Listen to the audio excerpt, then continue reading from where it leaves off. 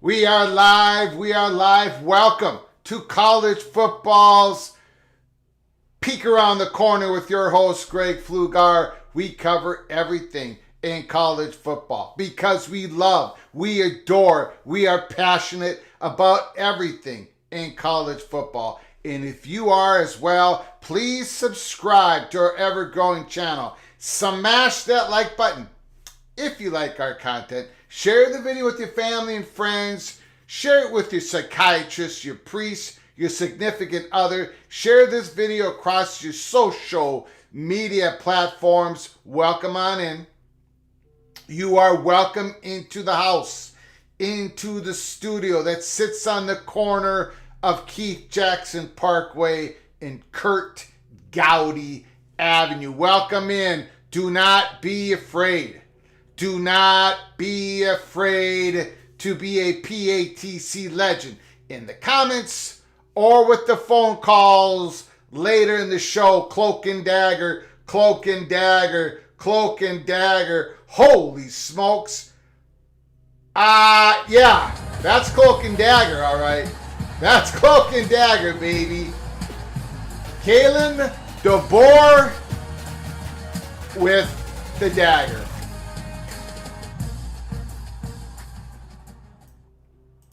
Holy smokes. Welcome in, everybody. It's a Wednesday afternoon.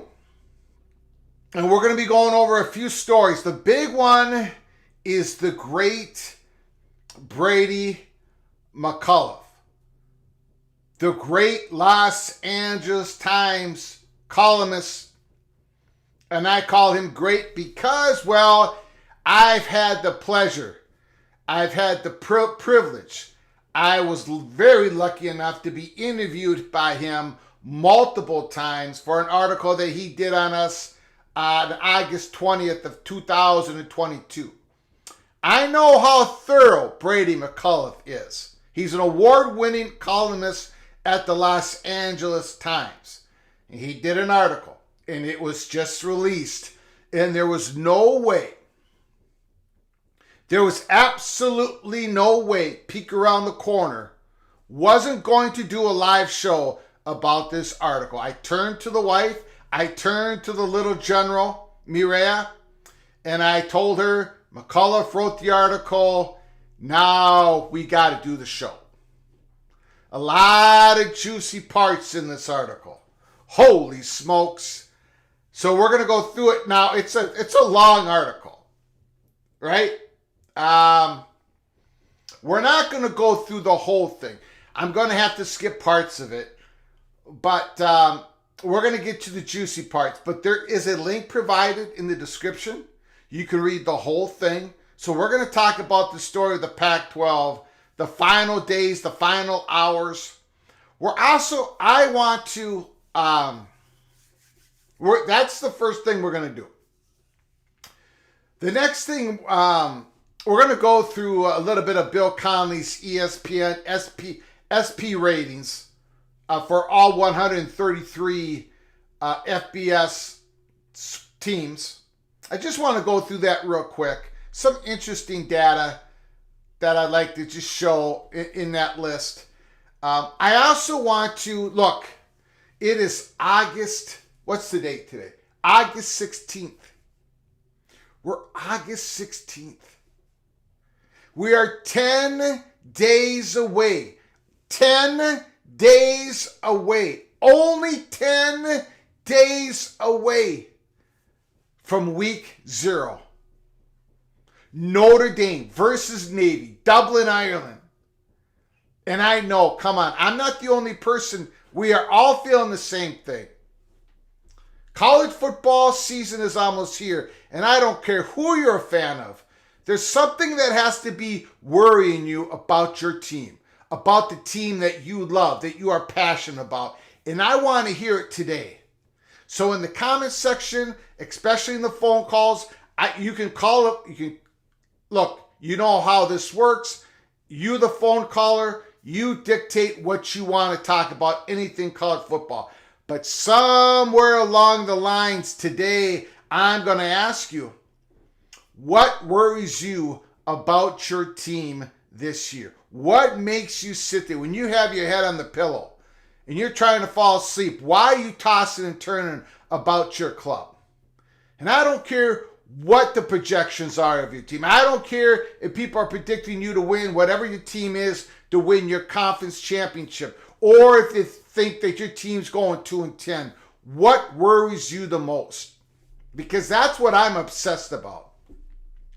I have made it perfectly clear, pretty honest, about what I think about the Golden Gophers this year. Very interesting. The Greek rifle, Ethan Kaliak-Man, is probably the highest skill level quarterback we've had here in decades. It doesn't mean that he's going to blossom. It doesn't mean that he's going to match the performance that he did late in the season last year as a redshirt freshman. But that's not the part that I'm worried about. I'm not worried about the offensive line. I'm not even worried about the receivers, the running game. I'm worried about the back seven on defense. That's what I've talked about. That's what I'm obsessed over. What are you thinking about? What worries you the most about your team coming into the 2023 season? Put it in the comment section. We'll talk about it. Put a donation if you can, and we'll really do a deep dive in it. Give us a phone call, and we'll discuss it. I will try to talk you off the cliff, off the ledge. There's something I know in every heart, in every college football fan heart right now, there is something that is digging into you saying, I don't know how this is going to work.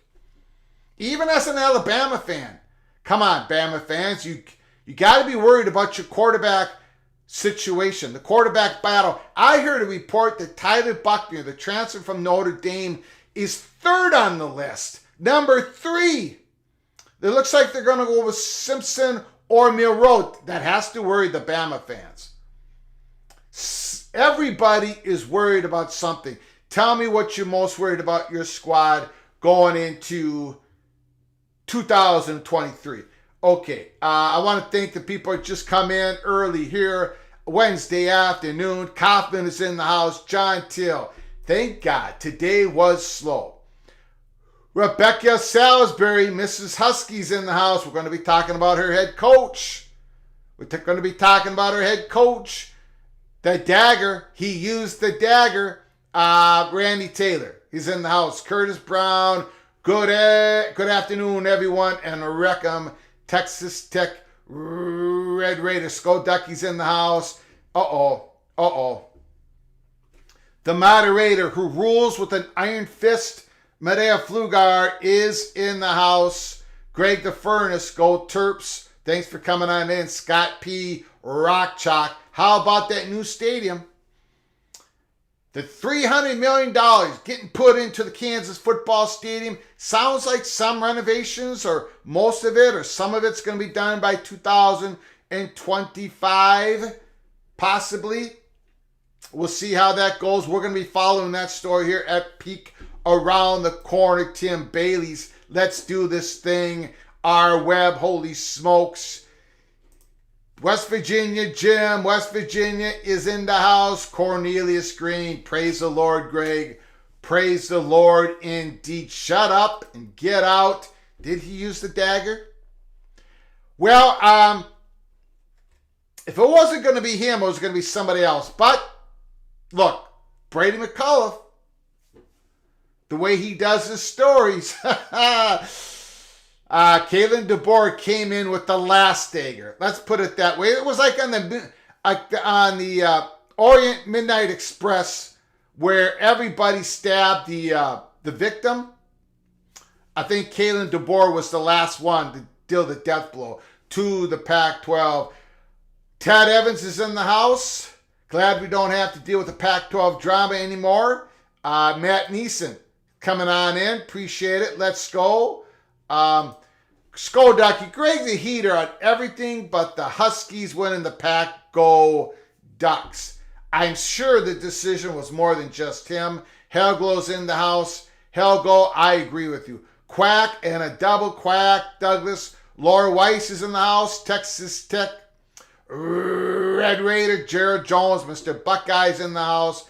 T-Duck. Linda Olsen. Derek Marie. JB. I'm sure the idea that Washington made the decision to change conferences based on what their second-year football coach thought is patently absurd. I'm sure, like I said at the start, it's way more than Kalen DeBoer, but we'll get into it.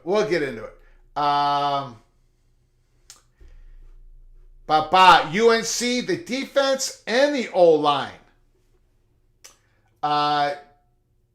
Hagen says defense and O-line. That's what worries him most about his Tar Heels.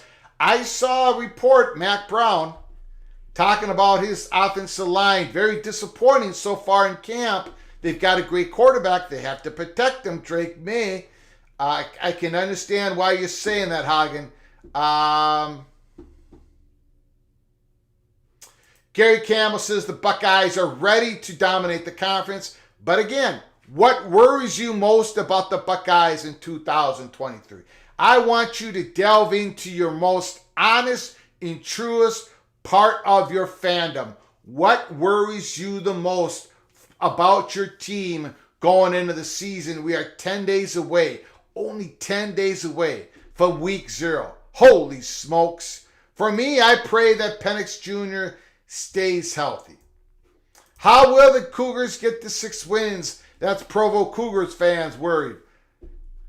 Okay, Tony, that's not what we're looking for. Gopher Tony, I'm worried that the Gophers punter will never be used. I'm being serious here. What worries you most, Tony, about the Golden Gophers? Come on now. Who's going to be their second linebacker besides Cody Lindenberg? It's going to be Devin Williams. He's had no real live bullets, no stab. It looks like he's winning the battle. Who's going to be the cornerback besides Justin Waldy? Who's going to take the other side of the field? Tony, be honest. What worries you most about the Golden Gophers? Immaculate is in the house. Good to be here, Greg. Nice for you to be here, Richard. I appreciate it. Jesse Wilson. Washington back defense worries me the most. I'm worried Greg the Cooler will pick Iowa State to win. Come on now. Come on. What worries Iowa State the most? Is it because you've already have to go to your second string quarterback? Ducks keeping Bo Nix healthy. Douglas Witt. Okay, we're going to get to that. Injuries like everyone else in America. Okay, we'll get to that late in the show. Let's get to the article. Here we go. The Los Angeles Times. Again, Brady McCollough. Again, I was honored and privileged and lucky enough to be interviewed by this gentleman 4 different times for an article he wrote about us last August. If you want to read that article, it's in our pinned tweet at Flug Empire. Let me just say that Mr. McCullough is as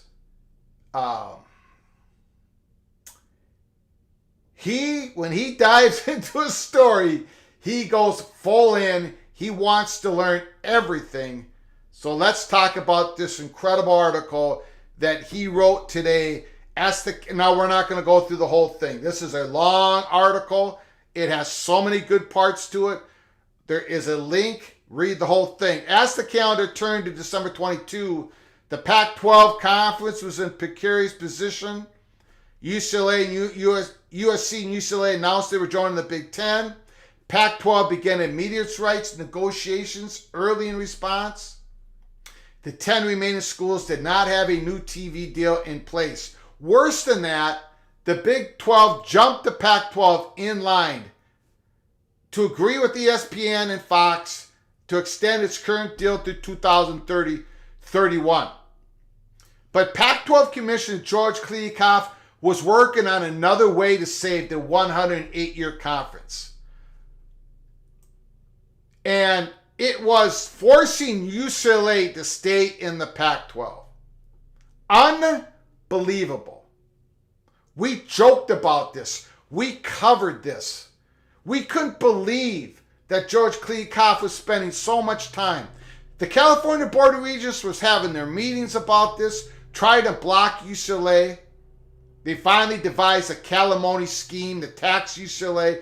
You remember George Kliavkoff's letter? He sent the letter to the California Board of Regents, requested by the California Board of Regents.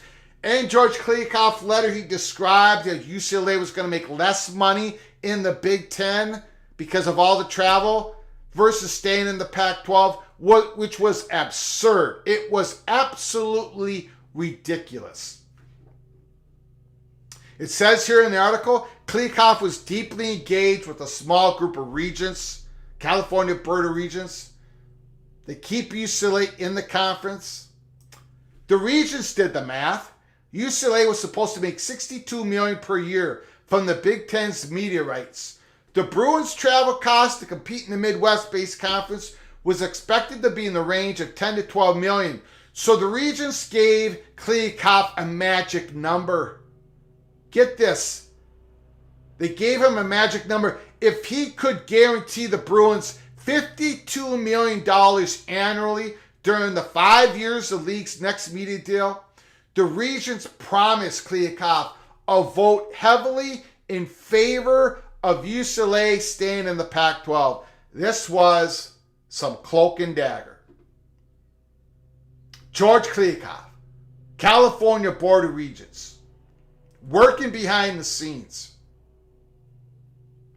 In tandem, if they could come up with some number of $52 million to the Bruins, they would keep Bruins in the Pac-12. They would block it. And to get to that $52 million, what did they have to do, Kliavkoff? What did he have to do? Let's get to it. It was not going to be easy for the remaining 10 to stomach giving UCLA a much bigger annual revenue share. The Pac-12's math said a media rights deal for the 11 schools, even with the Los Angeles market back under the conference footprint, was not likely to net $52 million for each school. So even if you brought UCLA back and you just lost USC, let's say you blocked UCLA, you still weren't going to get to $52 million a year for each school. So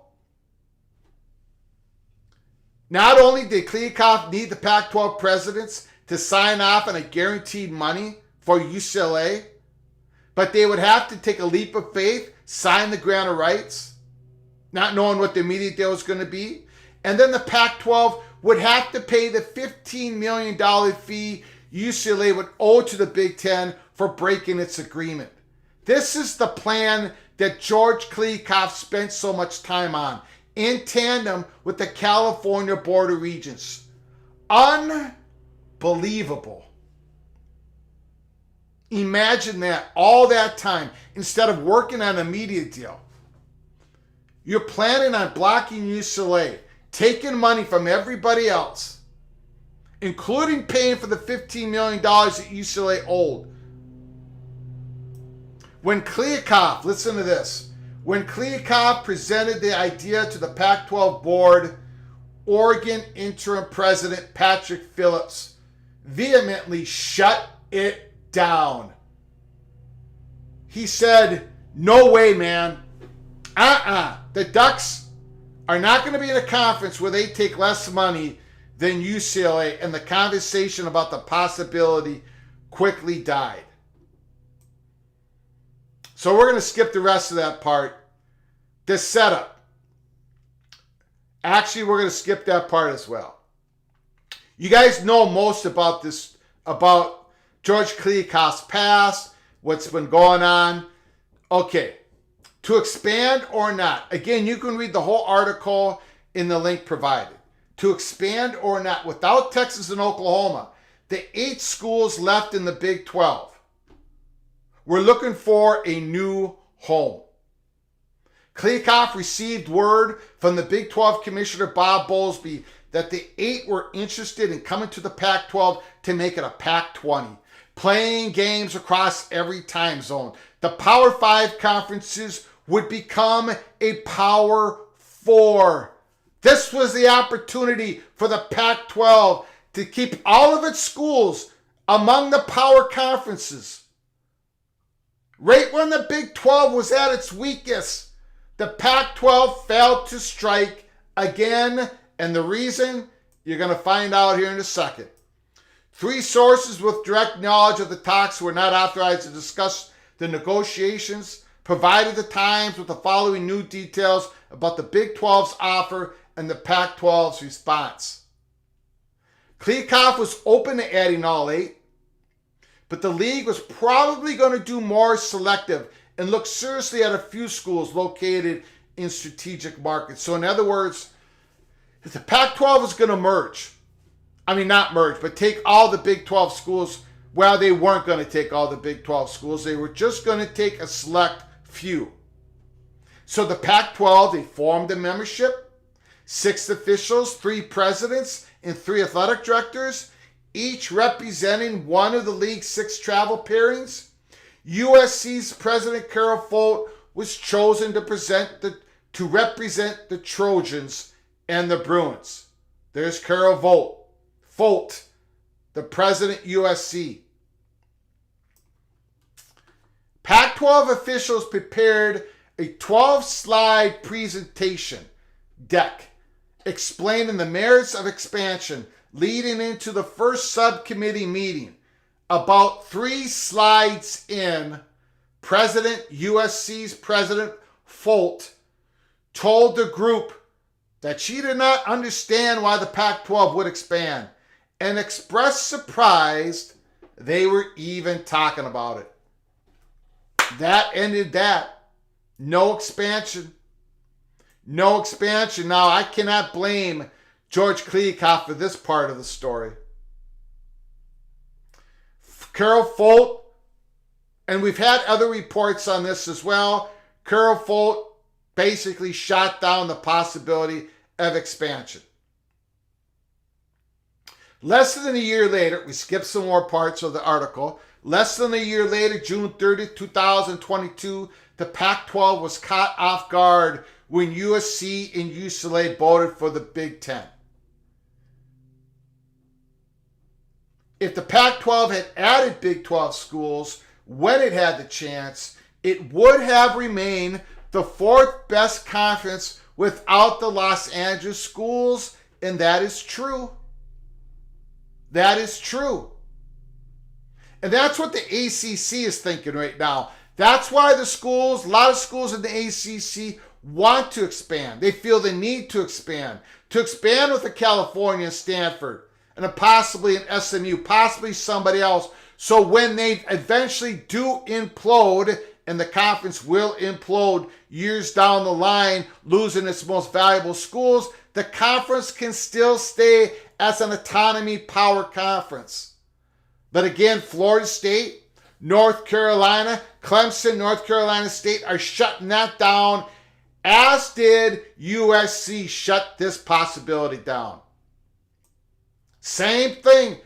History is repeating itself.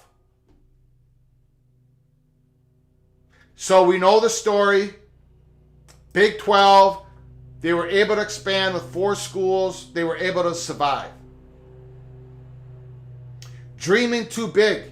In October 2022, the Pac-12 completed its 3 months exclusive negotiating window with Fox. The network, the Big Ten's top media partner, was viewed as a catalyst in USC and UCLA's move that bolstered its investment in the Big Ten, and had little interest in bidding on the 10-team Pac-12 media rights. But ESPN, which had enjoyed the Pac-12 After Dark games that kicked off in the 10 p.m. hour Eastern Time, remain very interested. 3 sources told the Times. So what happened? What happened with ESPN's interest in the Pac-12? Kliavkoff brought the schools the ESPN offer of $30 million. Pac-12's own analysts said the schools would be worth somewhere in the mid-30. So maybe they could go back to ESPN with a reasonable counter in the high $30 million range.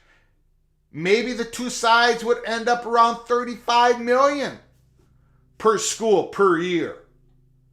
When the Pac-12, now get a load of this, PATC community, get a load of this. When the Pac-12 CEO group met to discuss the offer, one of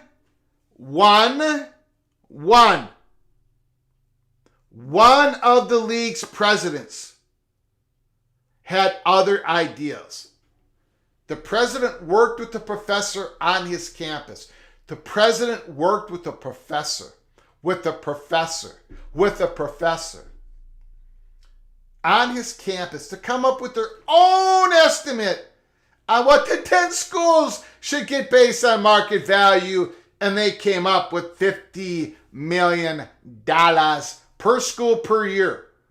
One president and a professor. What did George Kliavkoff, now I do blame George for this.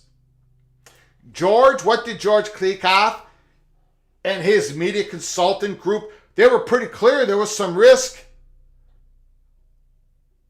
But they said, nope, our numbers show we're worth this. Go ask for it. This was the president and a professor telling George, go ask for $50 million.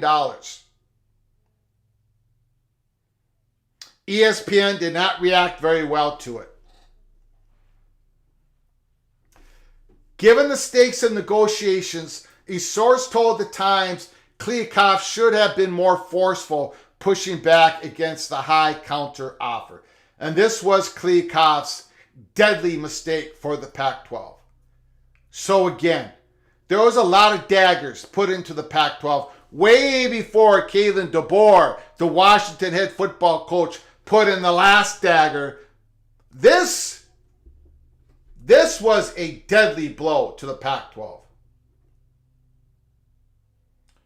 For Kliavkoff not to say no to one president who worked with it with one professor outside of Kliakoff's negotiating staff, and for that to be pushed to Kliakoff and for him to go with it, ESPN's reaction to it, it devastated the Pac-12. So we're going to skip the rest, the next part of this.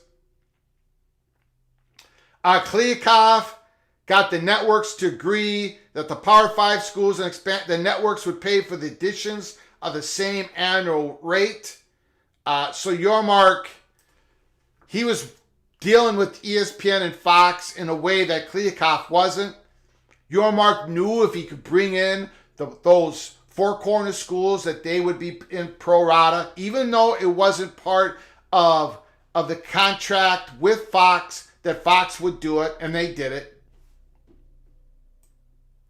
No more waiting. By the time 2023 hit, Kliakoff was running out of moves. The Pac-12 presidents had nixed expansion. They misread the ESPN negotiation and blocked a deal that could have returned UCLA to the Pac-12, albeit with a steep price tag and some kicking and screaming. Kliakoff, he waited out the economic downturn and hoped he could secure a media rights deal. The Pac-12 officials knew that Colorado, in particular, had been flirting with the Big 12, and we had peeked around the corner for months, said that Colorado was on the center of the stage all alone. The word spread.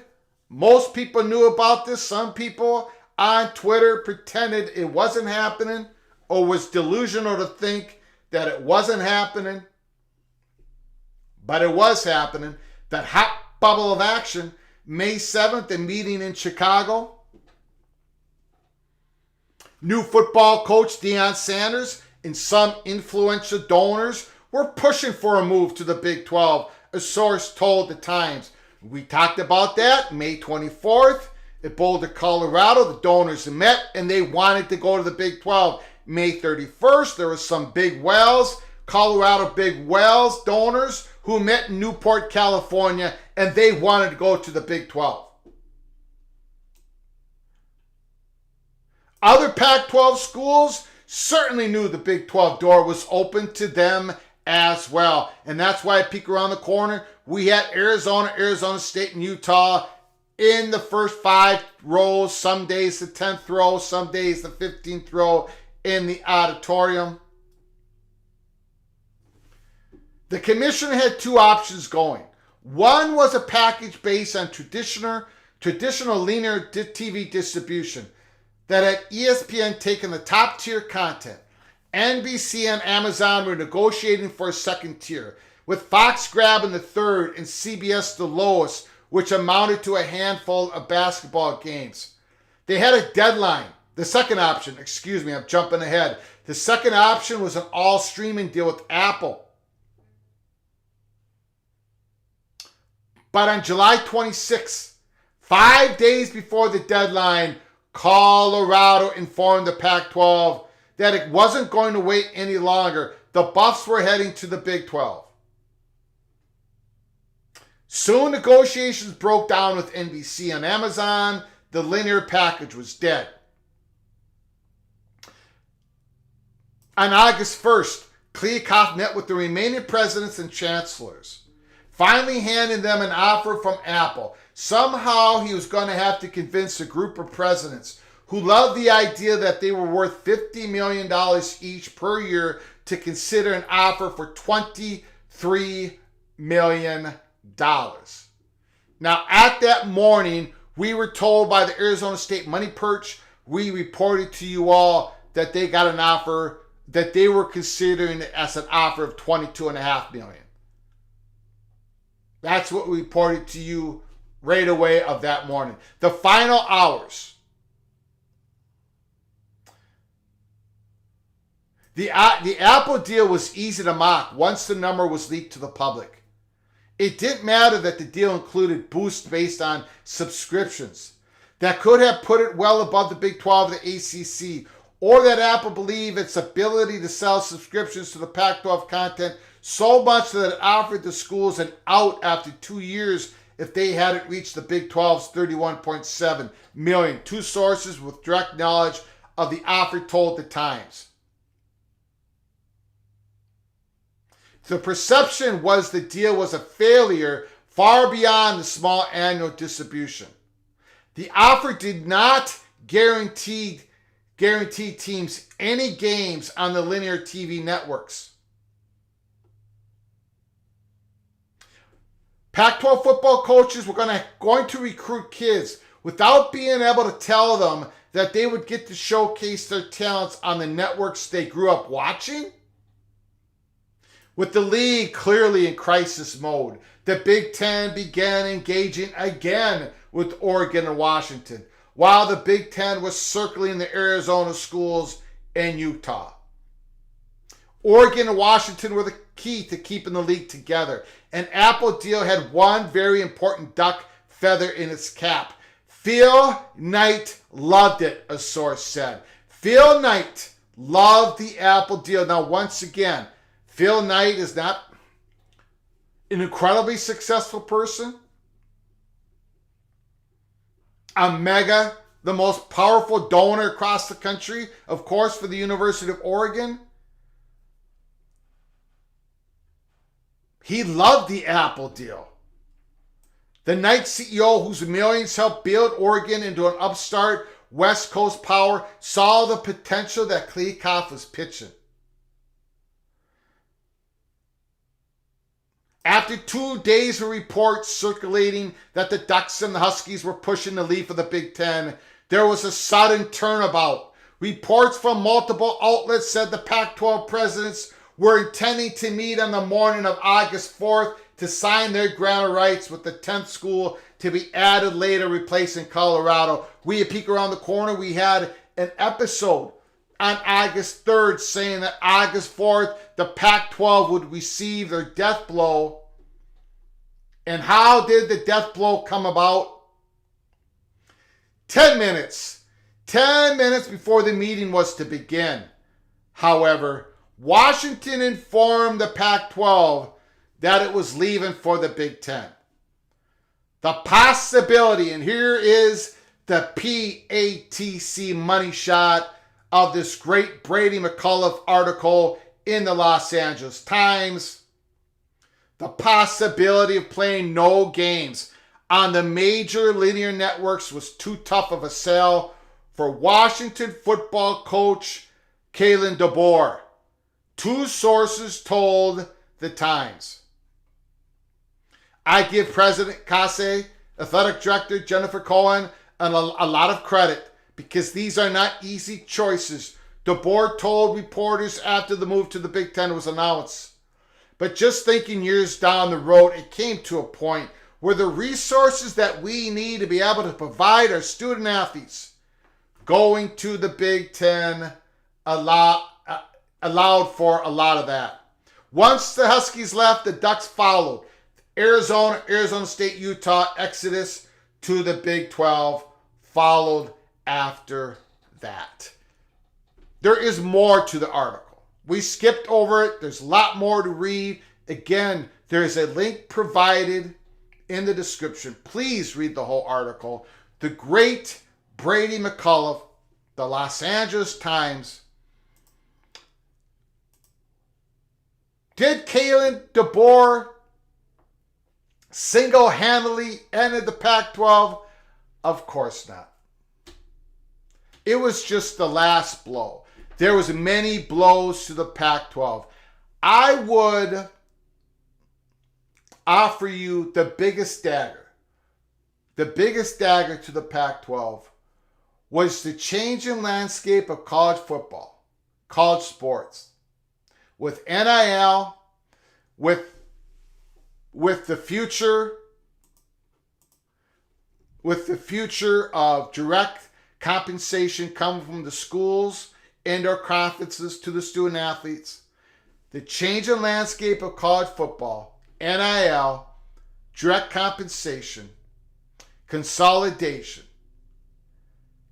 and the networks finally deciding that they did not want to invest in a one region conference on the Pacific Coast.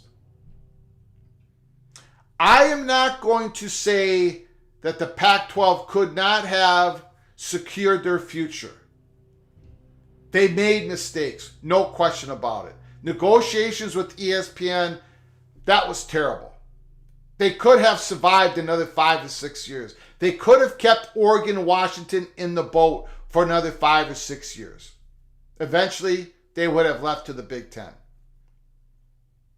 But they could have survived. They could have expanded with Washington and Oregon in the boat, and maybe they could have survived past 2030.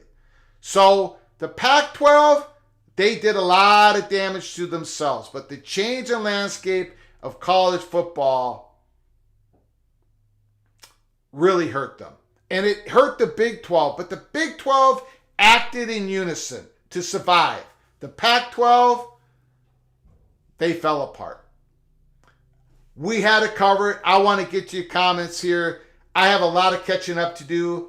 Thank you so much, Daniel, for the incredible generosity. Is Notre Dame pressing the ACC to add Stanford and California so they can have an excuse to join the Big Ten with Stanford?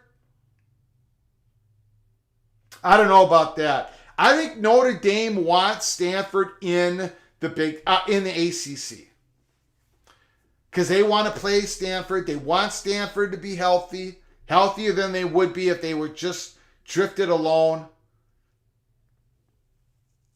I actually think Notre Dame, I don't think Notre Dame has any affinity for California.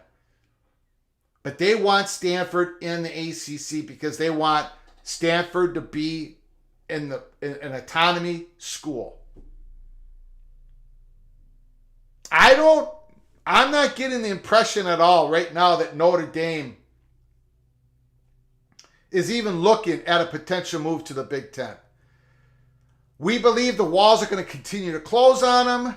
Eventually they will. That's what our belief has been for a long time. Since we started this YouTube channel and before, obviously. But at this point, we don't think Notre Dame's about to pull the trigger. They want to ride this out. They want to see what NBC offers them. That's what I think Notre Dame actually just wants Stanford to be there, for Notre Dame to play, to go into California, not just USC, not just to make sure they go one visit into California where a lot of Notre Dame alumni live. Not just alumni, but fans of Notre Dame, be it Catholics, be it anything, in California. They want to go to California at least once a year. So they want Stanford to be healthy. That's how I'm looking at it, Daniel. Thank you so much for your generosity. I do appreciate it. Sammy Hammond, Texas Tech Red Raider. Thank you for your super chat. I appreciate it. Worried mostly about the injuries. Tech will have a great year if they can remain injury-free. I get it. Texas Tech, they were not quite right. They didn't quite hit the top 25 of the AP, right? I think they were 27. They're in my top 25. Injuries is always... That's what the Gophers are very thin on the defensive back seven. I worry about it every single day. And nothing out of August camp has made me feel better about the situation. So, but I get it, Sammy. Thanks again for your super chat. I do appreciate it. Hey, Greg, you have DeBoer's first name spelled wrong. My bad. I will fix that. My bad. I apologize. Curtis Martin. DeBoer is highly respected here. He's also the one having to deal with recruits. Yeah, I mean, we talked about that. How would you go in this 2024, 2025, 2026? How do you go to these recruits, to their parents, and say, your kid is going to be showcased on Apple, No one's watching college football on Apple right now. Maybe someday down the line, a conference will be heavy streaming.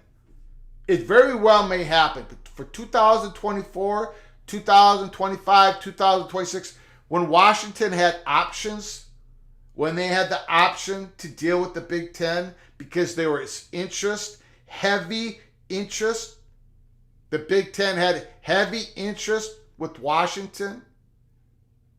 Beyond Kevin Warren, as we reported to you over and over and over again, Washington always knew they keep swinging. They're going to eventually get into the Big Ten.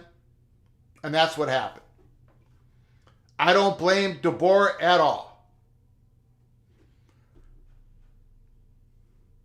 Matt Baker, Tampa Bay Times, I believe Florida State will have an exit strategy by 2024.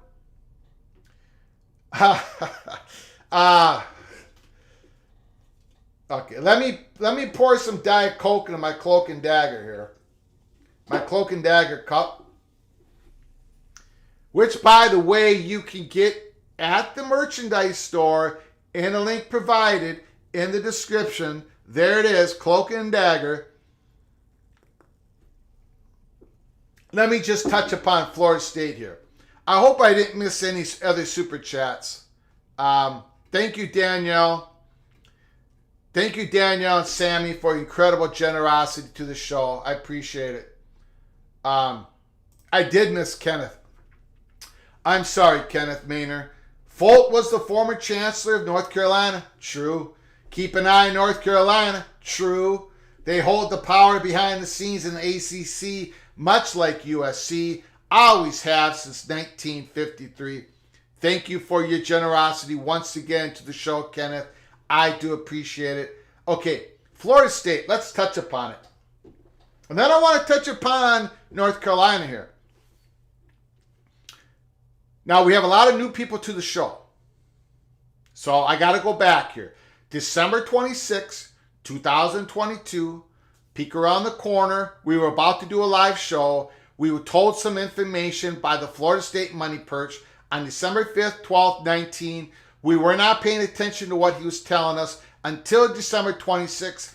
He told something to BTM, my guy, his associates, people in the Money Perch, big donors across the country. BTM was told something that flipped his ears, and he said, Greg, you got to go with it.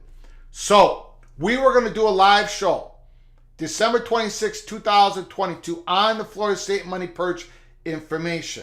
We advertised it, Florida State Money Perch. You can go to our Twitter account, look at it, December 26, 2022. We advertised, we titled the show Florida State Money Perch. We went live. And then I had to tell everybody we had to stand down on the story. People found out that we had the story. And we made a decision to stand down. And the story was, in a couple months, Florida State was going to talk about it in public. That they were frustrated, that they were going to be looking at possible changes if they didn't get what they wanted from the ACC. We said that on December 26, 2022. We actually said that piece. We also told the piece of the story that Florida State was looking at challenging the grant of rights in the first quarter of 2024. So the story just went doormat for us. March 31st, we did a live show talking about all the scenarios that Florida State was looking at to challenge the grant of rights. Number one, Notre Dame leaving first would be the easiest, but they did not have control of that. So take that out of the way. Number two was Florida State doing some sort of challenge where challenging the grant of rights in the courts because of the state of Florida was not involved in the creation of the grant of rights, state sovereignty and stuff. That was the second option. Another option was that Florida State somehow did not receive enough consideration under the grant of rights. They were promised something that they were not given by the ACC through the contract, the broadcast rights of ESPN. possibly tied to the fact of the changing world of college football. So we went through those options on May 31st. And then we heard that there was smoke, that Florida State was ready to pop, that they were serious about handing in the withdrawal notice. By August 15th, there was real smoke, real fire. They did not end up doing it. It's August 16th. They didn't do it. We also said a couple weeks ago, we reported to you all that Big Ten, for example, was not going to have any serious talks with Florida State. None. There was nothing going to be there until Florida State untangled themselves legally from the ACC grant of rights. So there wasn't this landing spot for Florida State. They might believe they have one. And I don't blame them for thinking they have one. Florida State is a big brand, would be valuable in the Big Ten. But they do not have these talks with the Big Ten where the Big Ten has assured them that they're coming in. The Big Ten hasn't gone down that pathway at all. Not internally and not talks with Florida State. And they will not until Florida State, there's a way for them to legally get out of the grant of rights. I don't know if SEC has that same position, but they probably do. So is that why Florida State decided not to have a withdrawal notice? That they have to get serious about an exit plan to fight the grant of rights or to get a settlement in place? Possibly. The first quarter of 2024 that we were told by the Florida State Money Perch on December 26, 2022, is that what still is at play? Possibly. We're going to keep tracking the story. Right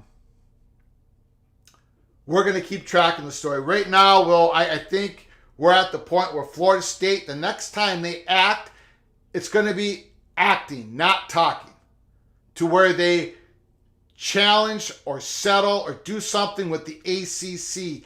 The ACC owns Florida State's media rights. ESPN owns ACC broadcasting rights, the license to distribute ACC's content. But eventually, to win this in court, to get a settlement, it's with ACC, not ESPN. It's with the ACC. ESPN can't do all these maneuvers without getting, that people keep talking about, without solving the ACC equation, that they own Florida State's media rights.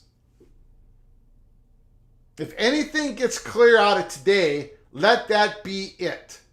ACC owns Florida State's media rights. Now, getting back to the ACC, trying to expand. I don't blame those schools. It's hard to expand and try to get schools that are valuable into the conference to sign that grant of rights to 2036. But California is desperate enough, they'd probably do it. Stanford might be desperate enough to probably do it. SMU would do it in a heartbeat. Now, why is Florida State against it? It's obvious. It's obvious why Florida State's against ACC expansion. It's obvious why North Carolina. It's obvious why Clemson is. North Carolina State is booming with political power in the state of North Carolina. Booming with population. Huge population growth. North Carolina State is politically becoming more and more powerful, and they might have so clearly tied their hip to North Carolina to where that North Carolina, when they do move, North Carolina State's coming with them. So when you go through the scenarios of who goes where once ACC implodes, I would highly suggest, from people that have talked to us at Peek Around the Corner, I would highly suggest you start including North Carolina State in your scenarios. Because I know we will. That no vote from North Carolina State wasn't just to play nice with North Carolina. It was because they believe that they have secured the internal state ability, political ability to tie their hip to North Carolina when that time comes. We'll get back to your comments. I just want to make sure. I'm trying to play catch up. There's so much information out there.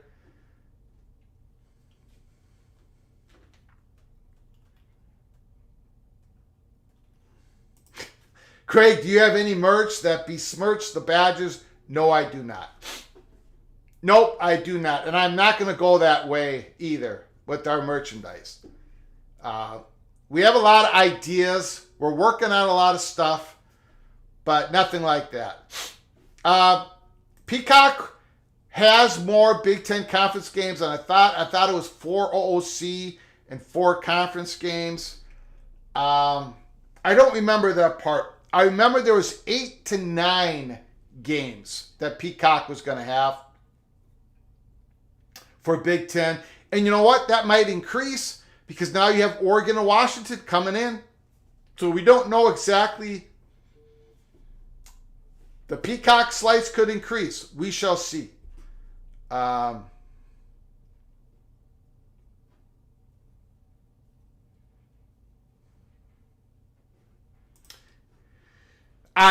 think it was more than Washington detesting the Apple deal. But again, I don't know if I'm not really interested in going down that rabbit hole. Somebody asked the question, yeah,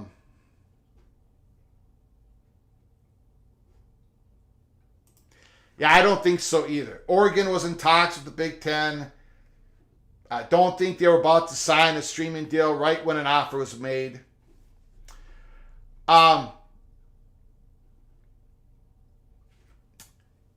Stanford, look, I do not have an update on Stanford.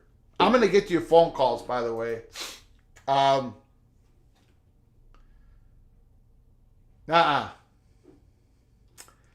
Los Angeles Times, Brady McCollough is not clickbait. No, that doesn't... No, Brady McCollough is an excellent, excellent reporter. We're going to get to your phone calls, but again, when you call, you can talk about anything college football. But I'm going to ask you the question. If you don't answer it at the beginning of your phone call, I'm going to ask you the question. What worries you the most about your team going into the 2023 season? We're going to open up the lines right now. The lines are open. 763-260-1333. You can talk about your team. You can talk about the upcoming your opener game. You can talk about the Los Angeles Times article by Brady McCollough, Florida State situation, Stanford situation, anything you want to talk about, college football. The time is now. Give us a call, 763-260-1333.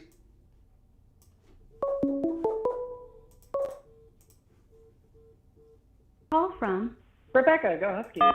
Rebecca, go Huskies. The floor is yours. But first, what worries you most about the Washington Huskies football team this year besides your host predicting them to win the Pac-12 championship and go into the playoffs? Well, I mean, there's two issues. Have you seen our November schedule? Yeah. yeah. That worries me. But no, really what worries me is will the secondary hold up? Yeah. Because last year it was beat up. I mean, we had walk-ons playing. It was a long year in the secondary. But if they hold up healthy, and the three interior old linemen, who by the way are all like 5th-year, 6th-year seniors, if they all just gel and mesh and play well, everything should be fine. But that November schedule is November 4th at USC. November 11th at home against the two-time reigning, defending, undisputed Pac-12 champions, Utah Utes, and November 18th on the road against the tough Oregon State Beavers. Yep, and then at home against a very annoyed Washington State Cougar team.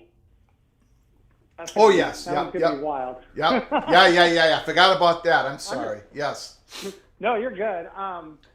No, those first three, you have to survive the first three to get to the last one, especially since Oregon's like mid-October. No, I think all of this is, it's just wild to hear out in the open. Yeah. Especially, Kalen DeBoer is like, look, I've got to recruit and I've got to do all these things. And if I don't have, if he's not comfortable being on just like streaming only, you have to listen to your ball coach. Like, this is what the money is being made on football. It's, as much as I wish that they had talked to, say, the Olympic sports or even like the basketball teams, football is where the money is. That's where all of these contracts are coming from. And if he's not comfortable with it, you got to roll with it. And I saw people saying, well, it's Kalen DeBoer, he's only a one-year coach. It's like, they just gave him a raise. They don't want to lose him. They almost lost him to Nebraska, and I hope people don't realize that he was a Nebraska target, and then he got his raise before Matt Rule. So I think it's a big deal to them, and Dr. Fauci's got a lot on her plate. She needed to rely on these folks, and I think they all did the right thing. But hearing Phil Knight like the deal is weird. But I mean, he is Phil Knight. He's also 85, and he may not, he may have gotten bad info from like maybe an advisor or something about it, but it all kind of falls into place. It's lining up with multiple. The LA Times story lines up with multiple other reporters. I know people are saying it doesn't line up with Jason Scheer, but it's lined up with like 2 or 3 other West Coast reporters who are like, this is what happened. And the Wazoo president came out and directly said, like 7 minutes before the meeting, he got a text saying Washington wasn't going to make it. And Dr. Crow also confirmed before the meeting even began, they were told that 2 schools weren't going to be there. Yeah. He didn't say at the time who they were, but then in another previous sentence, he had said the contract was no longer viable without Washington and Oregon. Yeah. You can guess who they were, but no, it's all wild. And it's wild. The FSU thing, the thing that I kept bringing up, I was like, why would ESPN pay FSU more money to show their games? ESPN's not losing that. Yeah. Right? Like ESPN would have to fork out some money for the SEC. The Big Ten would be Fox, and I can't see Fox and ESPN coming to an agreement on, say, Clemson and Florida State without it being, hundreds of millions of dollars, especially considering it's, 12 years away. Yeah. 13 years away. ESPN does not control all. ESPN doesn't control everything in regards to what's going on with Florida State. ACC has to be made whole on this. ACC owns the Florida State media rights. That means that the Wake Forest lawyers are sitting there watching this. That means Boston College. That means Syracuse. I mean, Florida State either has to win that in the courts to get out of the grant of rights or get ACC to settle with a massive check or something maybe even more than that. ESPN cannot just move pieces around the chessboard here. That's not how this is going to get it. Once this plays out eventually, it isn't going to happen by ESPN just dictating who goes where and willing to pay. ACC has to be made whole, just like the Big 12 had to be made whole when Oklahoma and Texas left, and they were just leaving 1 year early when the Big 12 Gore ended. This is 13 years early. So Florida State's going to have to win this in the courts or going to have to settle with the ACC. Yeah, and I mean, we've heard, so some of these people have been posting how much money schools have been making in, say, over a 20-year period, right? Schools are making like $2 billion in some cases. I think Texas is close to $3 billion. In 12, 13 years, how much money could, figuratively, ESPN lose by losing Florida State? Like, I can't see this going without it being, like you said, ESPN, somebody's got to be made whole here. And if they go to the Big Ten, how do you make ESPN whole? That's the question. How much of a check would that have to be? Yeah, it's going to be complicated. I can't see Fox being like, oh, they're in the Big Ten. And ESPN being like, well, that first home game against Ohio State, we want that on our network. Yeah. Like they did with Texas and Oklahoma. So, Anyway, Greg. All righty, Rebecca. Love the article. Yeah. You got me thinking. And go Huskies. Got it. Thank you, Rebecca. Appreciate it. Call again.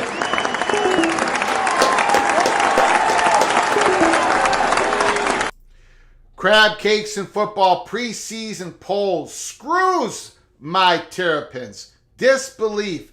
You know what? Let's take a look. Quick look here. Let's take a quick look at the SP Plus preseason rankings of ESPN. This came out. So many things going on. I love it. I love it. I love it. We're 10 days away from college football season starting. Georgia, the Buckeyes, Michigan, Alabama, LSU, Penn State, Clemson. Tennessee's a little bit higher than SP Plus than I would think. Texas 9, USC 10, Notre Dame 11, Florida State 12. That's the top 12. Then we got some Pac-12 teams, Oregon, Utah. Minnesota Golden Gophers, number 27 on the SP Plus rankings. Florida's 23. That's insane. That is absolutely insane. Iowa's 79 offensively. I don't know how Bill Conley's 79 in the nation out of 133 on offense. I don't know how that math worked out. They're number one on defense. That's okay. But 79 Iowa on offense. Let's take a look at the. By the way, where did I see that?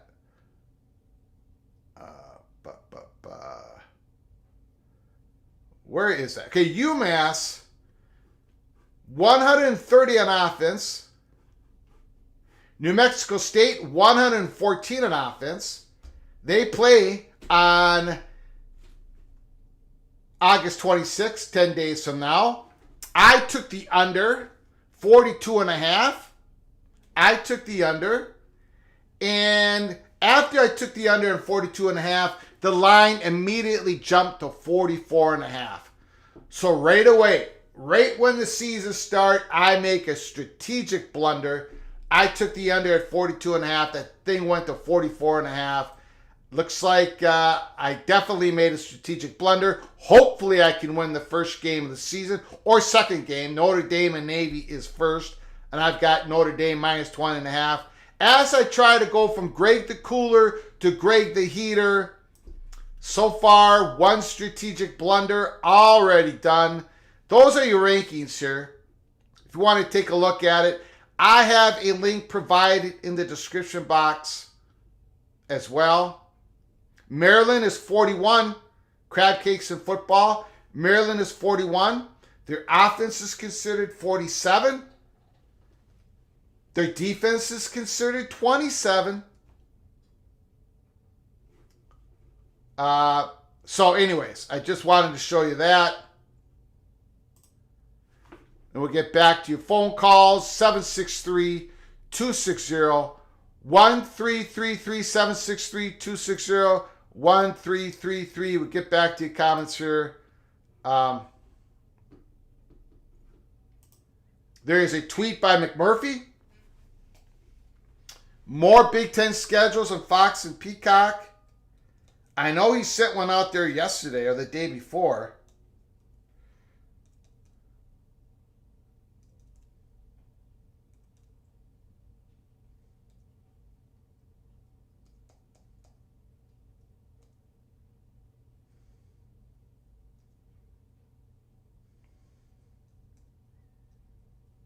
Yeah, that was yesterday. Yeah, Minnesota, Purdue, Peacock, November 11th. I knew about that. I known about that for a couple months. Oklahoma and Cincinnati at noon on Fox, September 23rd. Cincinnati Bearcats get a home game on Fox noontime, September 30th. Michigan at Nebraska, noon. Big noon.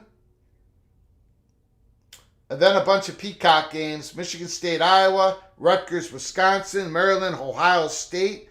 So the Buckeyes, Buckeye fans are going to have to go get themselves some Peacock to watch that game.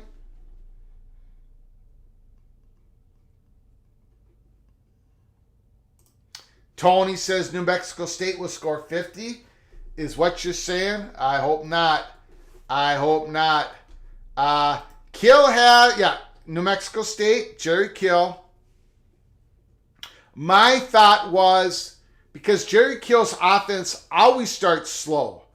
So against UMass, who had a terrible offense last year. But they did get a transfer quarterback from Clemson. We'll see if that helps UMass. But UMass's offense was dreadful last year. So I took under 42.5. Jerry Kill's team will score about 20 points. UMass might score about 14 points. Under 42.5. And then I take that play, and then, of course, the line jumps up to 44.5. Because I am an idiot for not waiting. There we go, Anthony. My worry, can the Wolverines get by Greg's Gophers?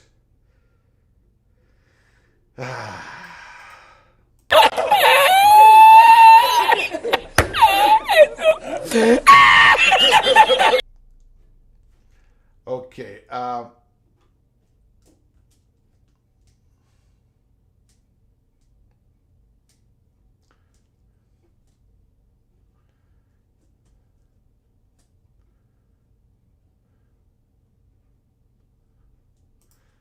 I hope those inept Pac-10 refs aren't hired into the Big Ten. Months ago, there was a report that the Big Ten did hire about 3 Pac-12 referees. So, and maybe they're going to have to hire more. And I know those Pac-12 referees were basically going to do the home games. I think it was 3. Maybe it was 3 or 4 referees. Maybe it was 4. Those referees were going to primarily do the USC-UCLA home games within the Big Ten. Maybe they're going to have to hire a couple more.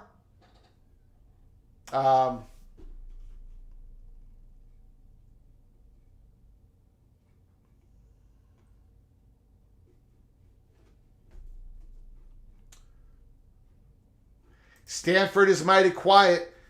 Okay, so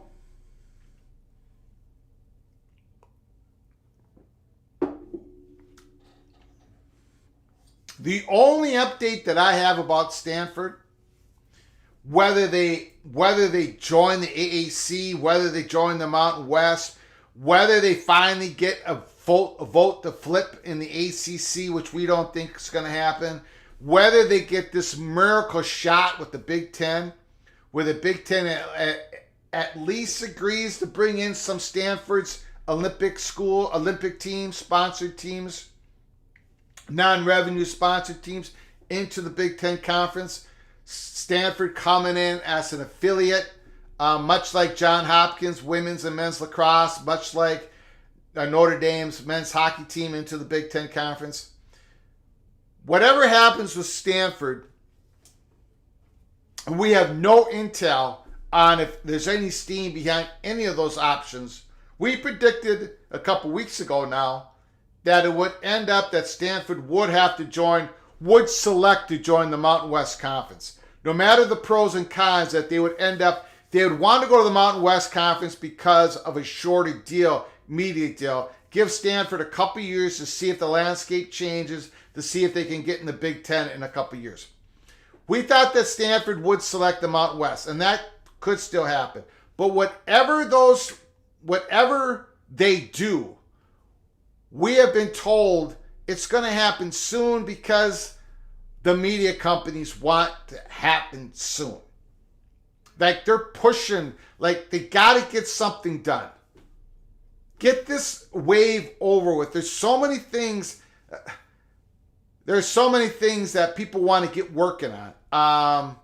So Stanford has some external pressures on them. You think they would have all the time in the world? They're going to play in the Pac-12 this year. If they wanted to go to independent in football, they could do it whenever they wanted. I guess it's not working out that way. They need to make a decision soon, so I expect some news to pop. But we don't have any intel on what option they're leaning towards. If we do, or what options are available to them. If we do, I'll come on here and do a live show immediately, but we haven't received any intel on that except to say this has got to happen soon. There's a lot of external pressure on Stanford. Kyle Stevens, in my opinion, Stanford has value. I hope they get into the ACC or the Big Ten.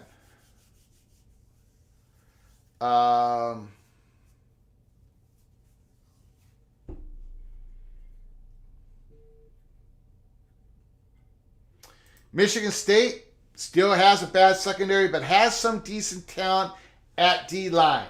Quarterback, field goal kicker, especially when compared to the 22 Michigan State.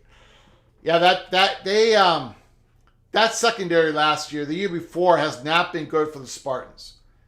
This year, Michigan State comes into Huntington Bank Stadium in Minnesota. Last year, Minnesota went to Michigan State and Minnesota won that game 34-7. Michigan State's defense was, hopefully for Mel Tucker, hopefully for the Sparties out there, that Mel Tucker has a decent defense this year, a decent secondary. We shall see.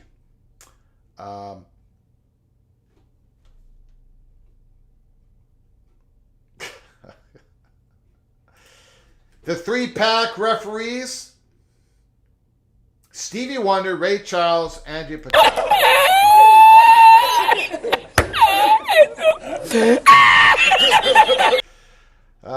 You guys are killing me. You guys are killing me. Call from Crab cakes and football. Crab Cakes and Football is on the line.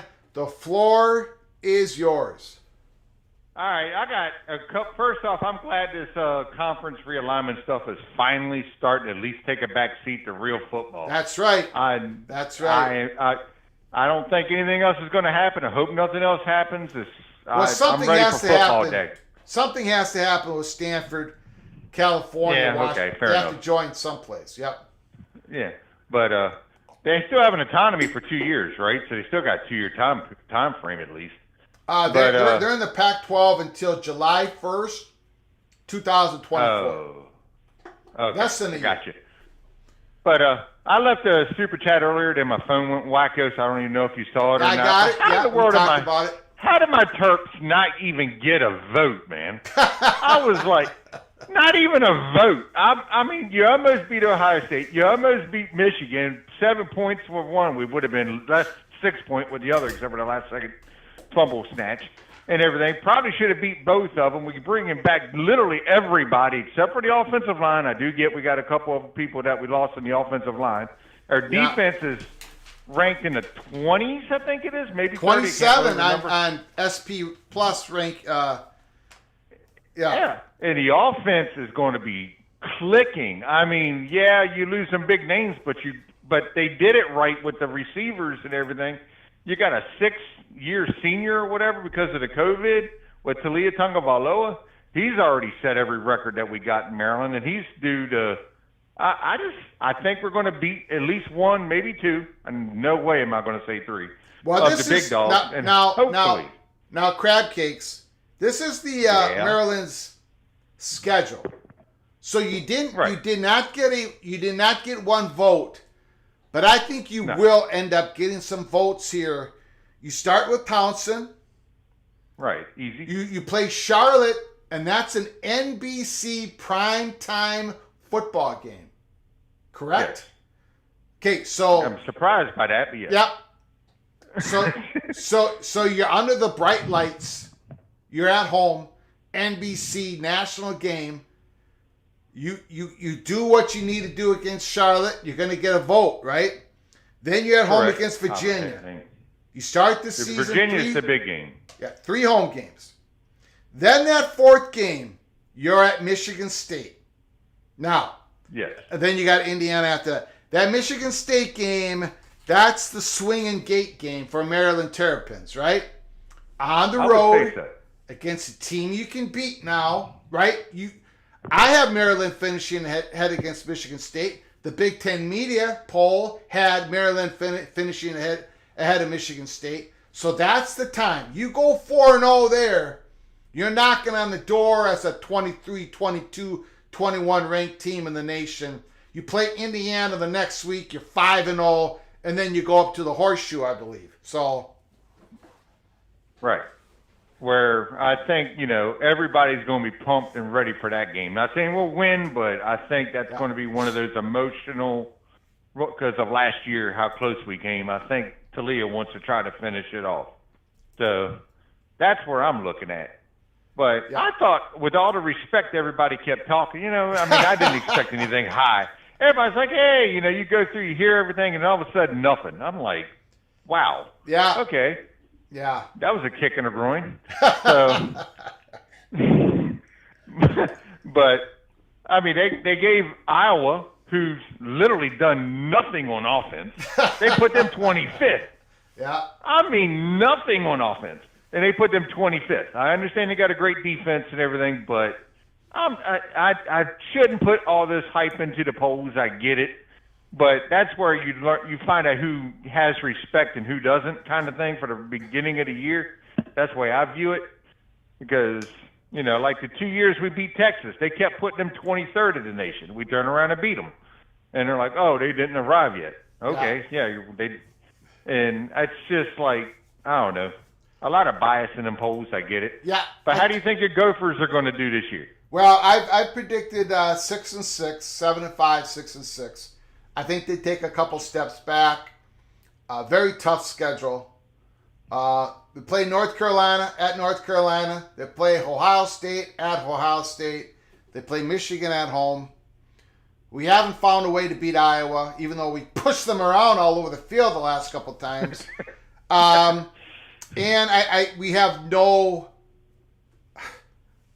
very little depth on the back 7 of our defense, and I know we're going to get injuries, and I'm in panic mode. I've been in panic mode for months.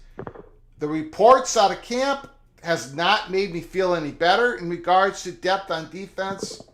So if we just bubble wrap ourselves, if we don't have any injuries, could we go to 8-4 and try to win that bowl game to have another 9-win season on the PJ Fleck? It's possible, but I'm excited for this Gophers season because of the quarterback. I think he's special, but we'll see. He's a little wild, but I think he's special. We haven't had a guy like that at quarterback for a very long, long time, so we'll see what happens. But if Maryland can fix its O-line, which I'm just hearing reports that they're a little bit behind, which tells me that they're behind. So, that might be an issue. But other than that, I just don't understand where it's like they just go blind with what they saw the year before, and they're like just automatically just go with whatever. I have yet to figure that part out. But all right, man. I just want to give you a call like I normally do every now and then. See how you doing. Great All call, right, man. sir. Go Terps. Appreciate it. Yes, sir. Bye.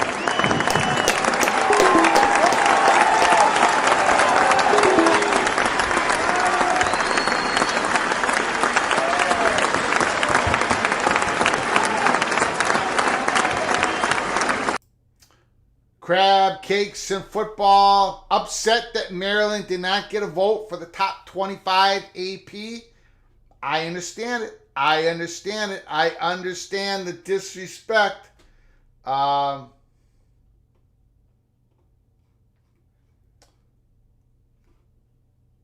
know, it's one of those things where the Terrapin fans are waiting on, the Big Ten fans are waiting on, the voters are waiting on, Big Ten now. They're all waiting for that Maryland breakthrough win from Mike Locksley. That win against the Buckeyes, that win against the Nittany Lions, that win against the Wolverines. Now, next year, the Big Ten is going to go to one division, or you can say no divisions, however you want to say it, divisionless, 18 teams stacked up. Maryland, they're going to get away. You know, they're not going to have to play Penn State, Ohio State, and Michigan all in the same year. Or at least they probably won't. You don't know for next year. But yeah, it's only going to get, you know, I've been saying for months, you know, the team that's going to be helped most by the Big Ten going divisionless was Maryland. But now you add in a UCLA, USC, Washington, and Oregon. It's going to be tough no matter what. It's going to be tough no matter what for everybody. Everybody not named Michigan and Ohio State. Rebecca, top 8 of the 9 of the Big Ten next year is going to be legit. That's how it's going to be every year. Every single year. Heisman 57.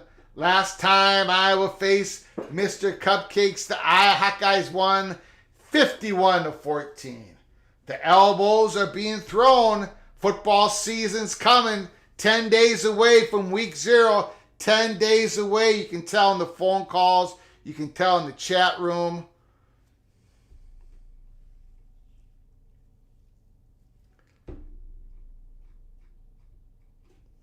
I'm going to check a message real quick here.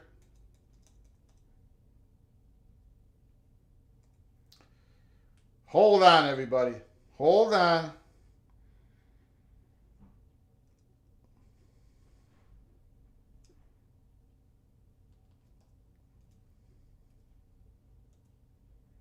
Give us a phone call at 763-260-1333.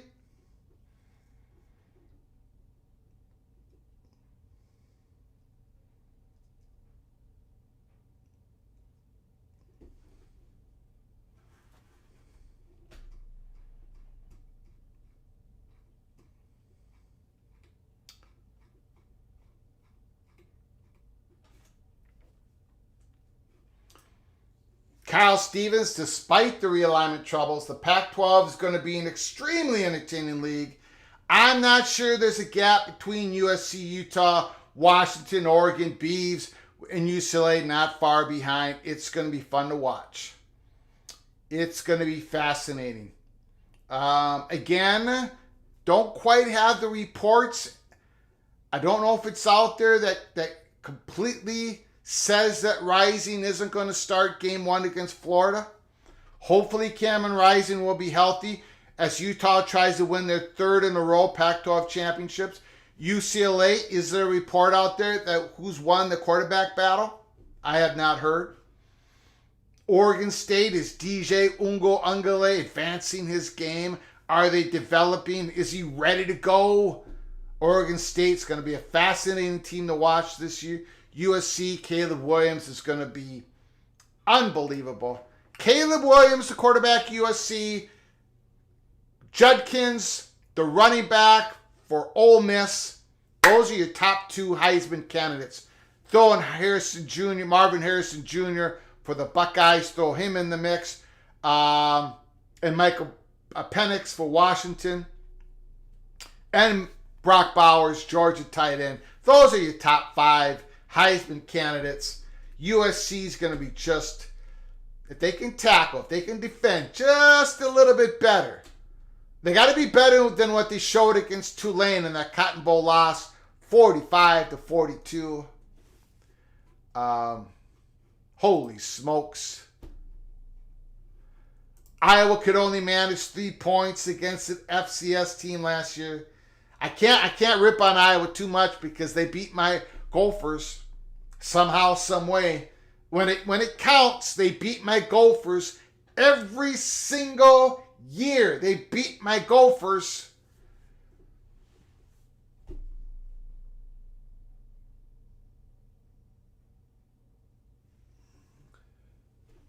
USC has to play Oregon and Washington this year, both. Rebecca, the best quarterback play in the country, is in the Pac-12. No doubt about it. Absolutely no doubt about it. A lot of people talking smack.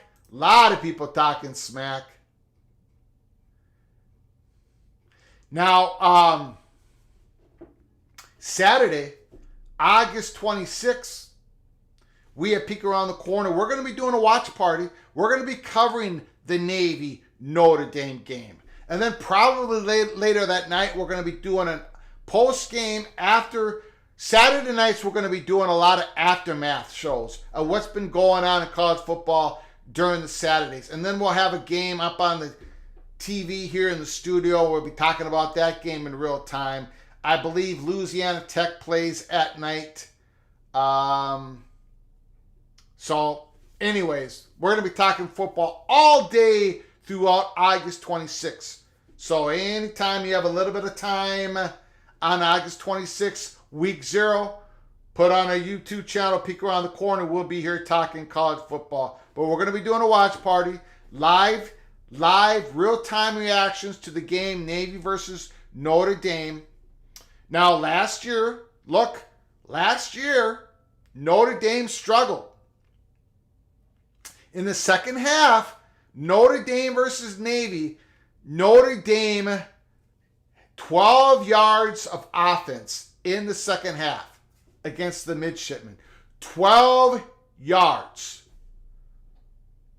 Tommy Rees, the great offensive coordinator, who's now went to Alabama, and I don't know if they have a quarterback.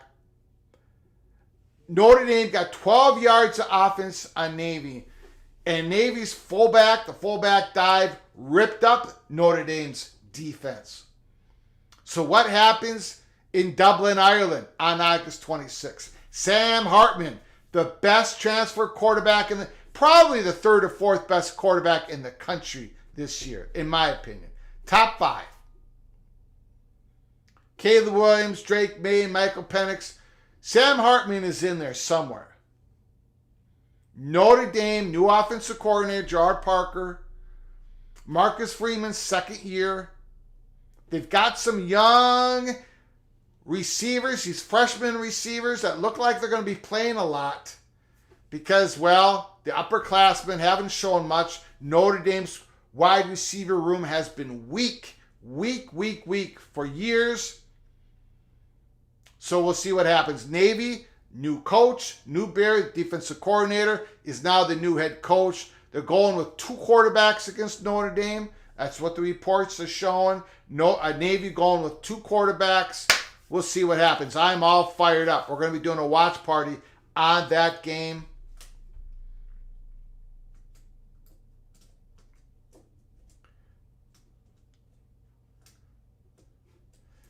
Yeah, William, thanks for coming on in. We started our show. We went through the article. There's an article link provided in the description below this video. We went through that all. Kalen DeBoer was the last dagger into the Pac-12. Very incredible writing by Brady McCollough of the Los Angeles Times. Utah has Florida and Baylor in the first 2 weeks. That's trouble if Rising can't play.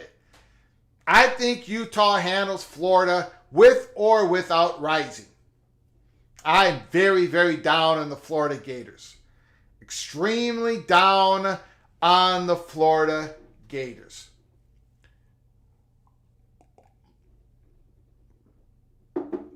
So I don't think Heisman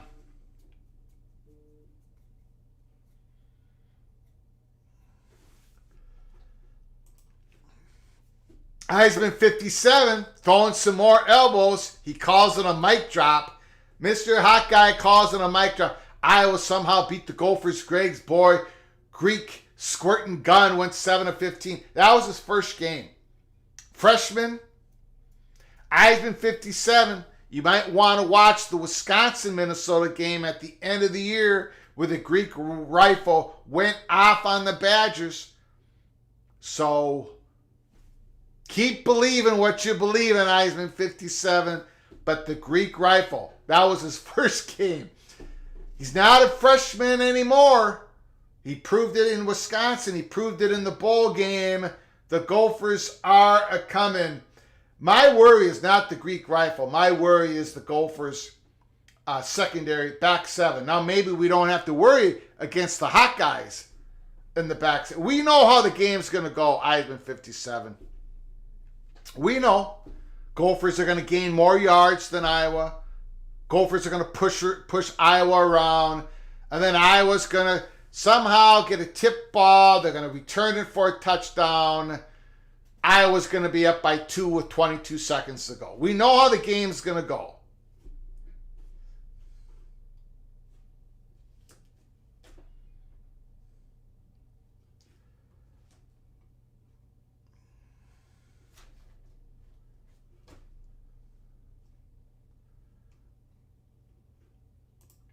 Corn dogs at the Rodents, August 31st.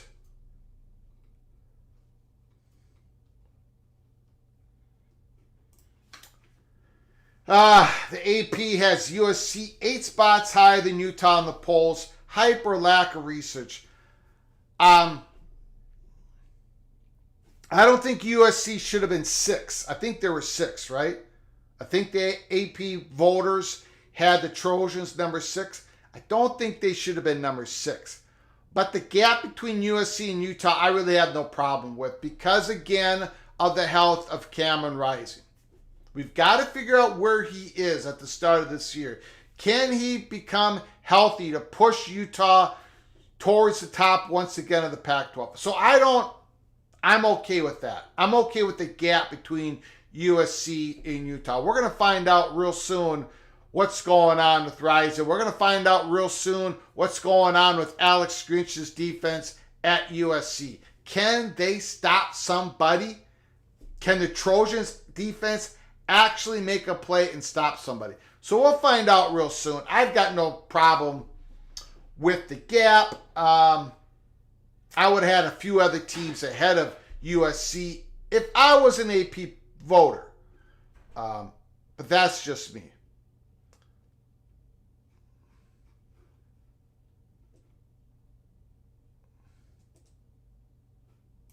Rebecca, USC 6, Washington 10, Utah 14, Oregon 15, Oregon State 18. Again, I would have had Washington ahead of USC. So, other than that, that looks pretty good to me.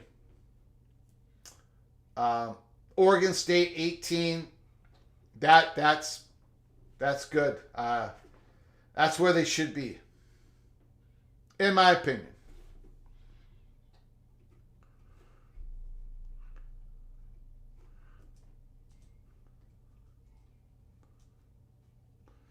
In regards to Oregon State and Washington State,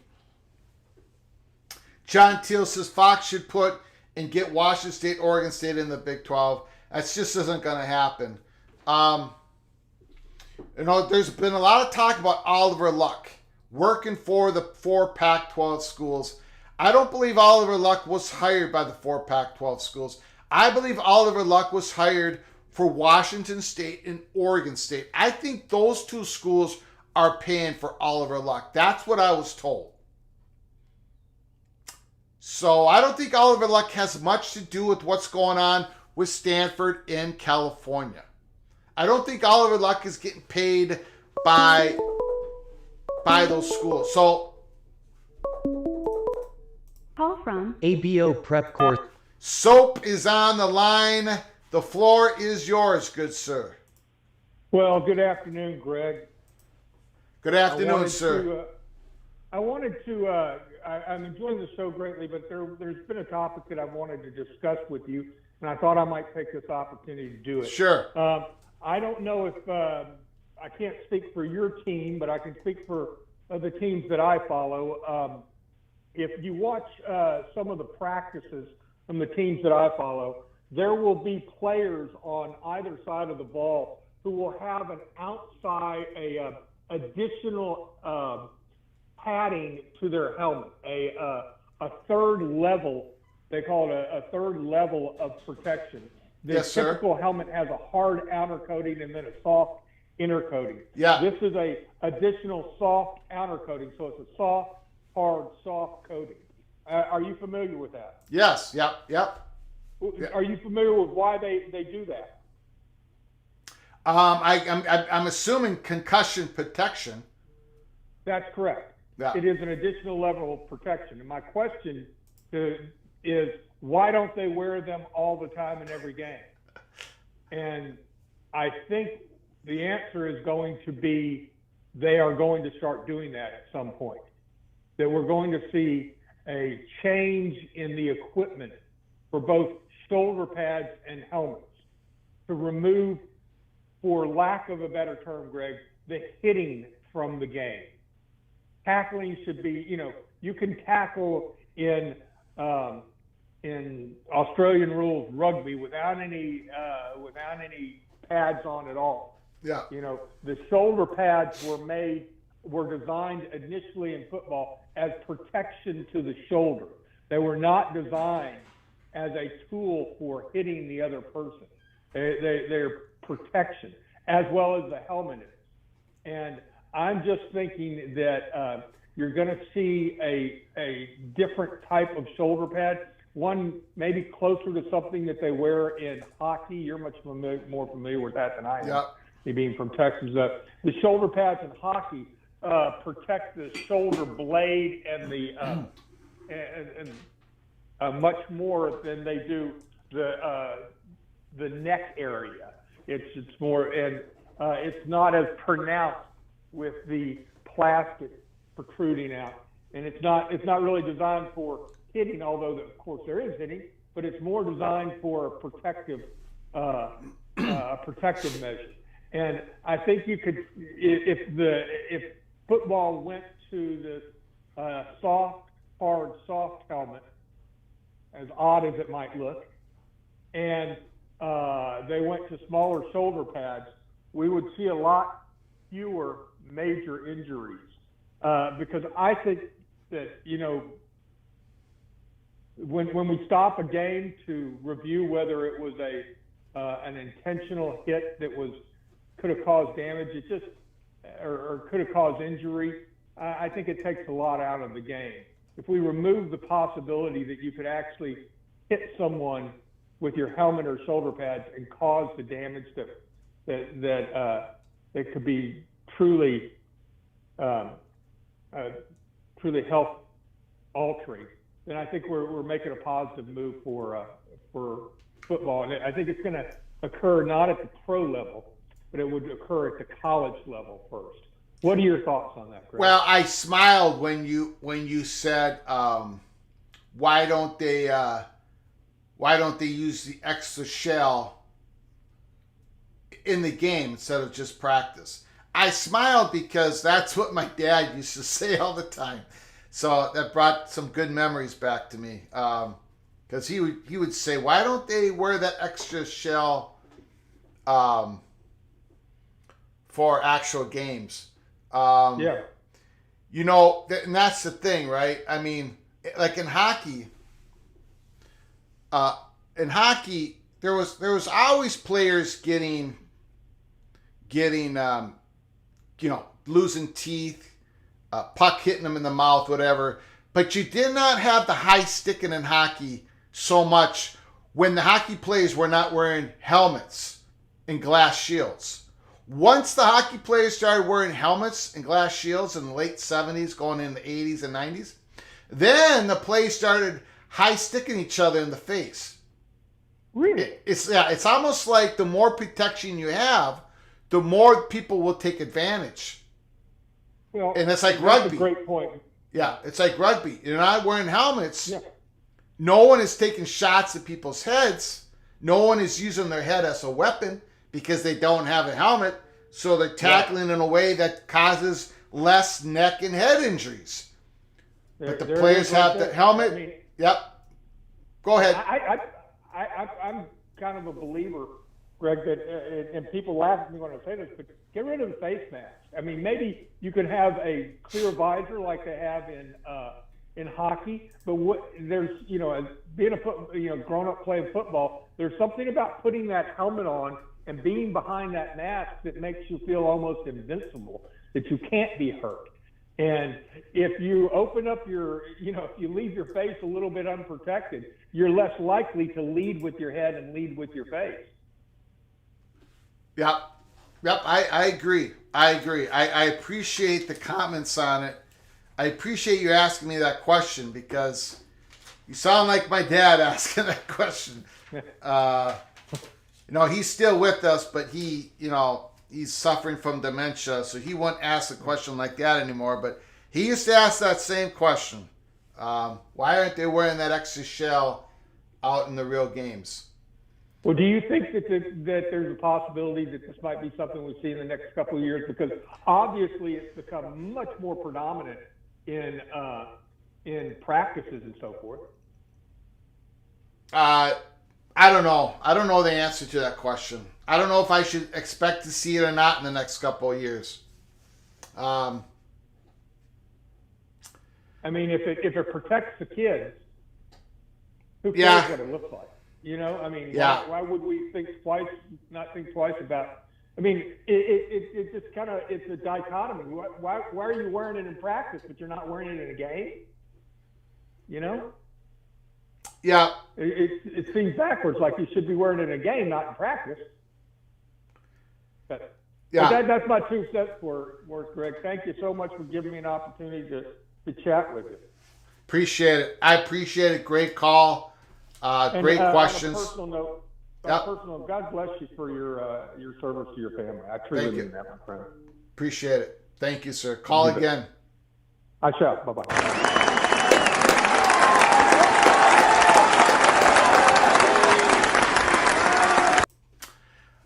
Kyle Stevens. Washington has a great wide receiver room, great quarterback room.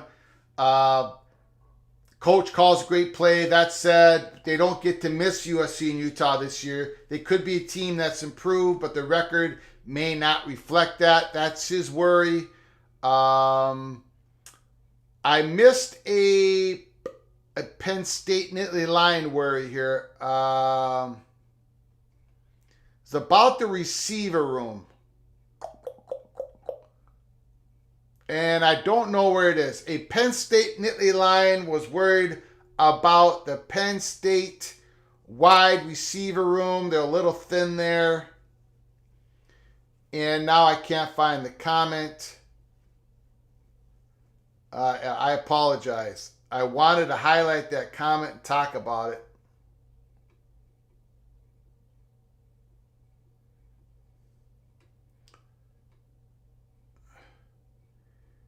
And I can't find it. Anyways, Penn State Nittany Lion, I agree. I mean, that might be the weakness of the team. I know they have that Lambert Smith. Hasn't been consistent. Has a lot of skill. They got the cat from Kent State. A transfer from Kent State. Who's a player. And I cannot remember his name. I want to say it's Cephas. Dante Cephas, maybe. I saw him play. I watch MAC games when I can. Kent State had a great offense. He was a major part of that transfer from Kent State. So they got a couple guys. One hasn't proven it at the top level of college football. The other one hasn't been consistent enough. So that's a good point.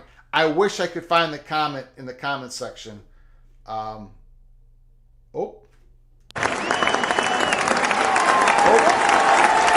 We had something go. I had the screen blacked out there for a second. Okay. I wasn't clapping for my comment there. Anyways. Greg, do you have more subs from the PAC than the Big Ten? I have no idea. No idea. I never look at that stuff. I rarely ever know what the sub number is at. I don't look at any of that. I probably should, but very well could be. Very well could be. Again, this is a national college football show. I know the weakest part of my audience. I don't get a whole lot of viewers from the South, but everything else is pretty good. Here we go. The only thing I'm worried about is my Nittany Lions receivers. Lambert Smith, I know, has some, and the kid from Kent State. I want to say his name is Dante Cephas or something like that. I could be wrong, but I know I've watched him play, and he's dominated at the MAC level, at the G5 level, and I know a lot of people went after him in the portal. He became a Nittany Lion, and I'm sure Penn State's got some up-and-comer superstar coming. Yes, you are correct. On the name, Dante Cephas, that's in the back of my mind. Yes, Cephas. Got it. Thank you.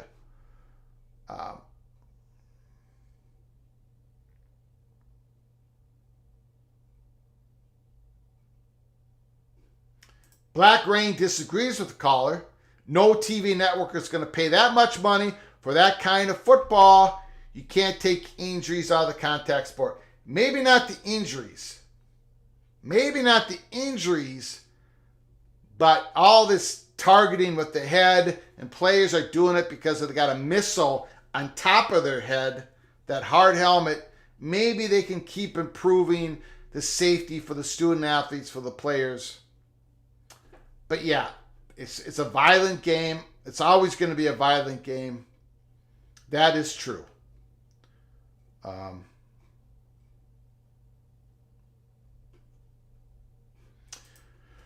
Ohio State worry. According to Matt, the Buckeyes worries the O-line versus the likes of Notre Dame, Penn State, Michigan, and Wisconsin. And Minnesota. I'm going to add that in there. If you're going to have Wisconsin in there, you got to have Minnesota in there. We own the axe the last 2 years, baby. But I understand. Ohio State still trying to figure out that offensive line, according to reports out of camp.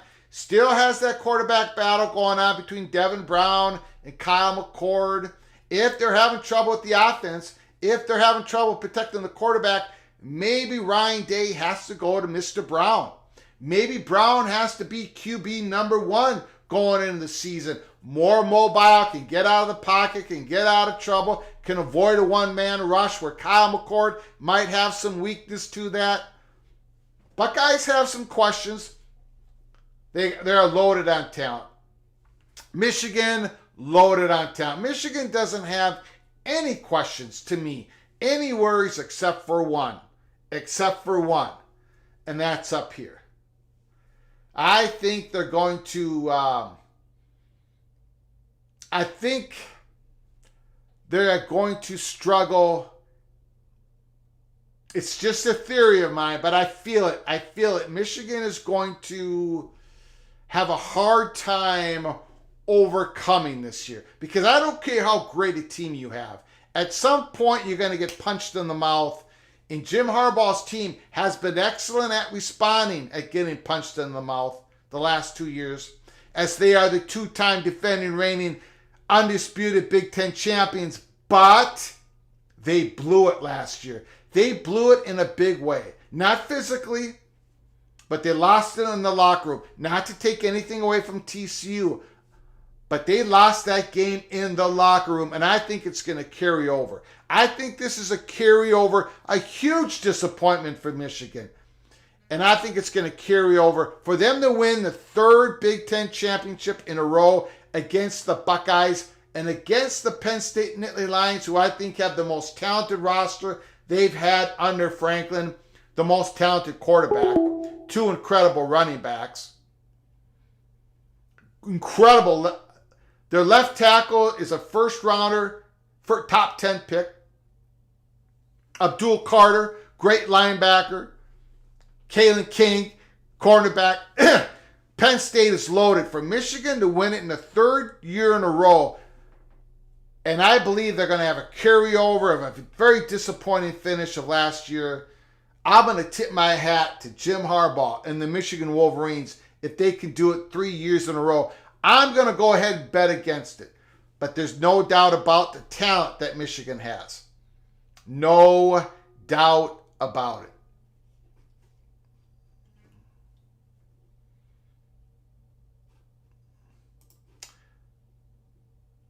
Is Michigan going to let TCU beat them twice?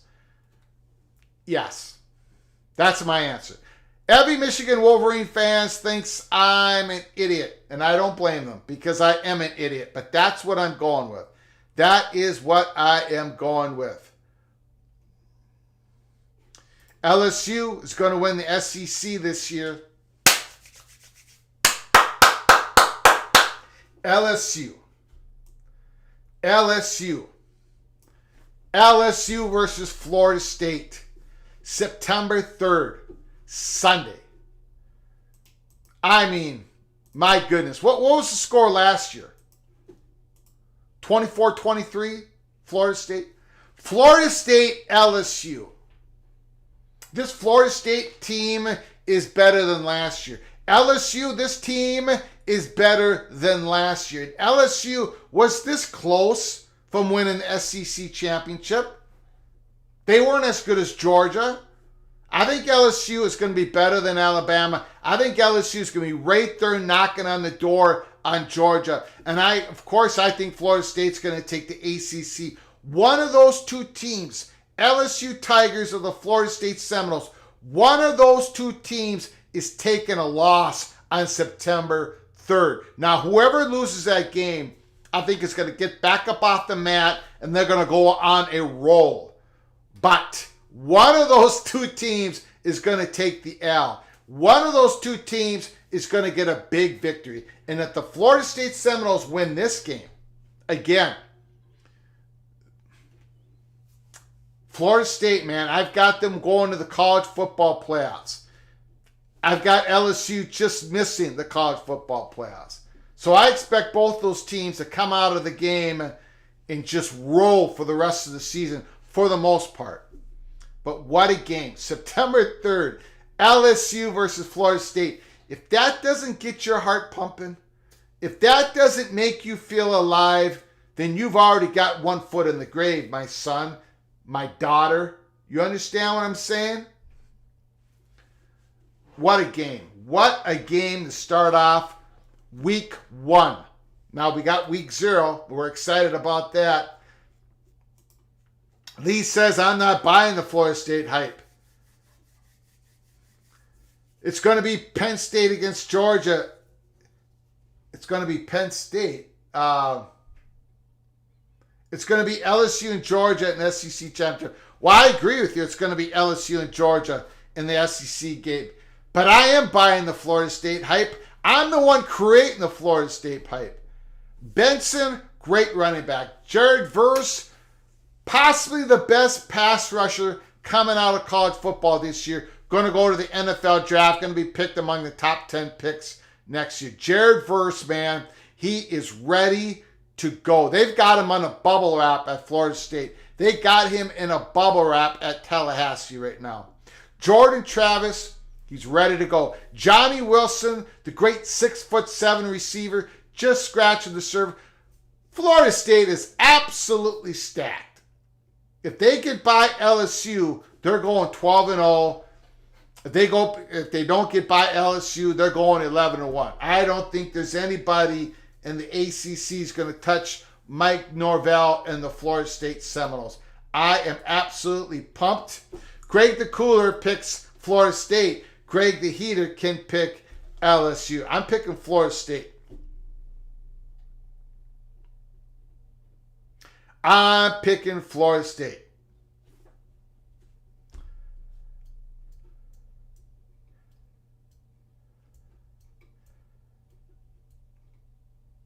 Well, I'm all fired up. I am all fired up. So we're going to close it up here in this live show. I appreciate you all coming in this Wednesday afternoon, going into the early evening. We talked about the great Brady McCollough's article, the Los Angeles Times columnist, on the 4 crucial moments that made the Pac-12 collapse. A couple of them being, the big ones being that George Kliavkoff went to ESPN with a counteroffer of $50 million per school per year, and ESPN basically said, holy smokes, and then took 5 steps away from the Pac-12. There were other crucial moments from the Pac-12 demise. Carol Folt, the president of USC, saying that we can't have expansion here in the Pac-12. That hurt the Pac-12. And then at the very end, the last day, the morning of August 4th, Friday, August 4th, Kalen DeBoer, the head coach of Washington State Huskies, puts the final dagger into the Pac-12, signals to the Pac-12 president and the athletic director, Cohen and Kase, and says, I can't have my team playing football. I can't recruit. I don't want my team playing football in a media package that has no linear networks involved. Washington State, Kalen DeBoer, puts the final dagger into the Pac-12. We covered that story. We've covered Florida State. We are talking about week 0, week 1 games as we head into the college football season. If you're new to the channel, before you leave, please subscribe to the channel and smash that like button. We appreciate, the little general and I appreciate you all coming in this afternoon as we talk college football. We are 10 days away. Only 10 days away. So buckle up, brace for impact, stick with us here. Until next time, from all of us at PATC, to all of you, please, you all take great care of each other. Thank you so very much.